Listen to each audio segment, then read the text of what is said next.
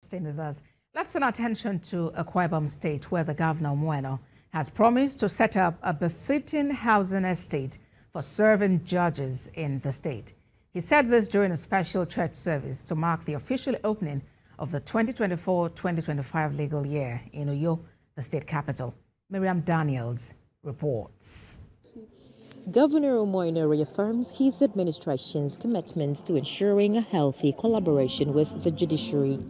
He is impressed with the contribution of the judiciary to the peace and security of the state, and that's why he is prioritizing the welfare of judges. The governor also commended the cooperation of the Nigerian Correctional Service, especially the efforts of the retiring Controller of Corrections, Julius Ezugu, in securing the approval for the relocation and upgrading of the correctional facility in Uyo.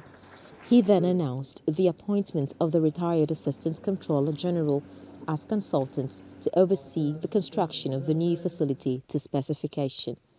Every year, you subject the activities of the new legal calendar to the Lord and ask for His direction and guidance. Let me again express our profound appreciation for the robust relationship we have enjoyed with the judiciary arm of government, especially considering our vowed determination to rid our state of criminal elements and secure the peace and well-being of our people. The Akwa Ibom State Chief Judge, Justice Ekaite Obot, describes the event as worthwhile. She is happy to have weathered the challenges of the previous legal year. The coming of the governor for this year, this opening legal year, the opening of the new legal year, shows that every closed door against the judiciary is now opened. And this year shall be better than every other year we've had.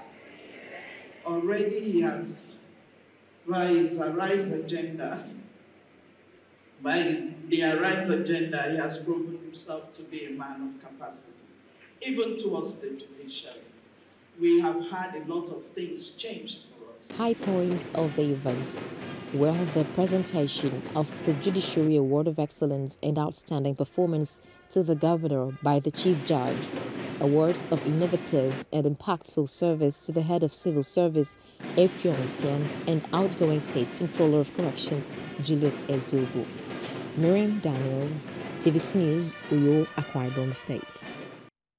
And away from that, the local organizing committee for the Second Africa Military Games 2024 has signed an MOU with TVC Communications and a consortium of media organizations for the broadcasts of the Games.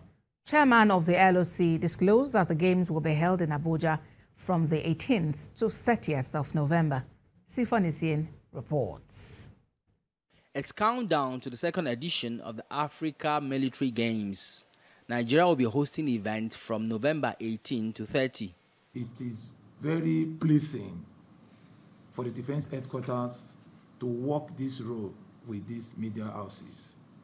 So I want to thank you all on behalf of the Chief of Defense Staff for finding us a worthy partner, someone you can collaborate with to ensure that these games is a success. 44 countries have made preliminary entries, while 27 others have made final entries for the game.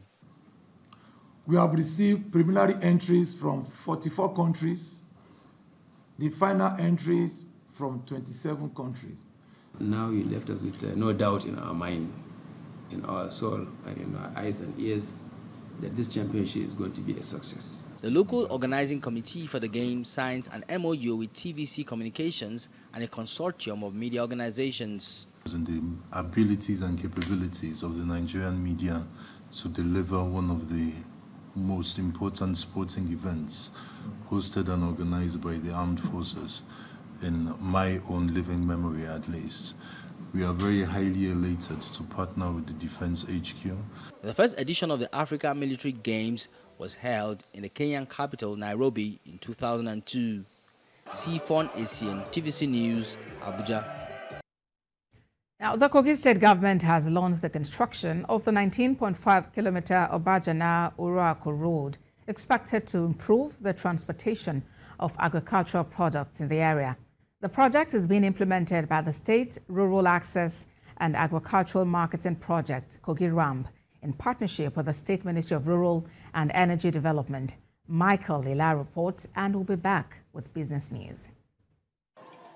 Governor Usman Ododo is received by excited residents of Apata Oworo and neighboring communities, which marks the stretch of the 19.5-kilometer road project. The initiative is part of RAMP's ongoing efforts to improve rural access and support agricultural development in the state. The governor says he is committed to bringing development to the grassroots and charges the project contractor on quality delivery. We are committed to ensuring that we improve infrastructure in every part of Kogi State, no matter how remote, in order to connect every community to opportunities for development and growth. As a contractor, nobody should deceive you. I will never ask anybody to collect 1 naira from any contractor. If you don't do your work, we will deal with you. Governor Ododo proceeds to cut the ribbon, marking the full scale of construction activities on the proposed site. The event is followed by goodwill messages and commendations from project stakeholders and community leaders. We already have in the 3 senatorial districts, this road project have been awarded already, which is going to start simultaneously along with this, and other ones are coming on the way on the second phase of the project. The dwellers, the passerby, the people that will make use of this road is an adjacent to Aku from Obajana Apata in Kogi State, and is linked to Dangote Cement Factory. Significance quite enormous, because this will help to, boost the economic viability of our various communities. It will, give access to our farmers, to be able to access, our markets. Swale is a known name in World Bank intervention projects, and our record is there. We're going to do this job to specification. The locals here believe that this road, when completed, will not only improve access to essential services, but also connect farmers to wider markets and enhance their livelihoods. Michael Ila, TVC News, Obajana. The federal government, through the Nigerian Midstream and Downstream Petroleum Regulatory Authority, has unveiled new regulations for petrol import licenses. Managing Director, NMDPRA, Mr. Farouk Ahmed, disclosed this while speaking in Abuja at a stakeholders engagement on the proposed regulation. The MD, who was represented by the Director of Distribution System Storage and Retailing Infrastructure, Mr. Obugo Koha, stated that the proposed regulations would consolidate 12 of the authority's gazetted regulations. It said previous regulations administered by the defunct Department of Petroleum Resources in respect of midstream and downstream operations have been revoked. Still on business, the director of the Center for the Promotion of Private Enterprise, Mr. Moda Yusuf, has expressed concerns over Nigeria's resurgence of inflationary pressures after months of relative respite.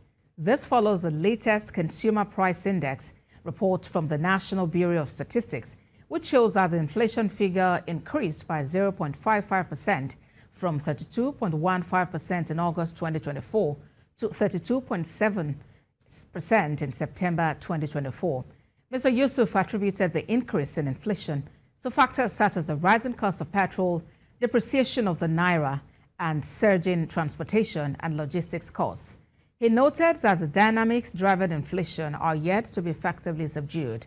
These factors include the depreciating exchange rate, surging fuel price, rising transportation costs, logistics and supply chain challenges, high energy costs, climate change, including resultant incidents of flooding, insecurity in farming communities, and structural bottlenecks to production. Mr. Yusuf urged the government to provide concessionary import duties for industrialists and prioritize the resolution of critical issues like power supply, logistics, and foreign exchange.